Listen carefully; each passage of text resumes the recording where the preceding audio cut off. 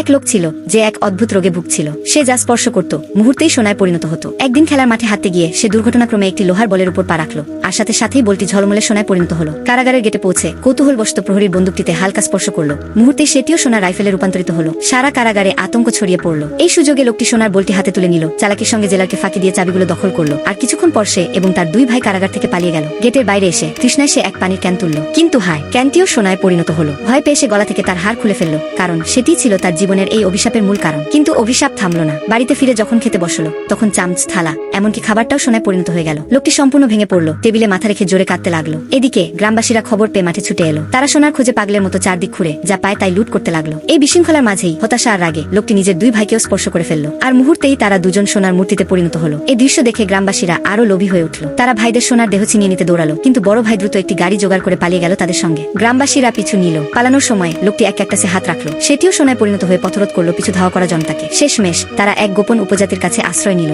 লোকটি উপজাতির প্রধানের সামনে হাঁটু গেড়ে বসে অনুনয় করলো, আমার এই অভিশাপ দূর করুন, আমি কিছুই চাই না। কিন্তু প্রধান কঠোরভাবে বললেন, গত বছর আমি তোমাদের প্রতি দয়া দেখিয়েছিলাম, কারাগারে খাবার দিয়েছিলাম, কিন্তু তুমি অকৃতজ্ঞ মানুষ, আমার গলার হার চুরি করেছিলে। কথাটি শুনে লোকটি আরো রাগ হয়ে উঠল। সে ক্রোধে উপজাতির চারপাশের সবকিছু, গাছ, ঘর, এমনকি মাটিও সোনায় পরিণত করতে লাগলো। এ খবর শুনে গ্রামবাসীরা আবার ছুটে এলো। লুটপাট শুরু হলো নতুন করে। চারপাশে শুধু লোভ, আতঙ্ক আর সোনার ঝলকানি। অবশেষে প্রধান এক মন্ত্র পাঠ করে তার নিজের গলার হার খুলে খাদে ফেলে দিলেন। হারটি মাটিতে পড়ার সাথে সাথেই এক অদ্ভুত আলো চারদিকে ছড়িয়ে পড়লো। সবকিছু ধীরে ধীরে স্বাভাবিক হয়ে গেল।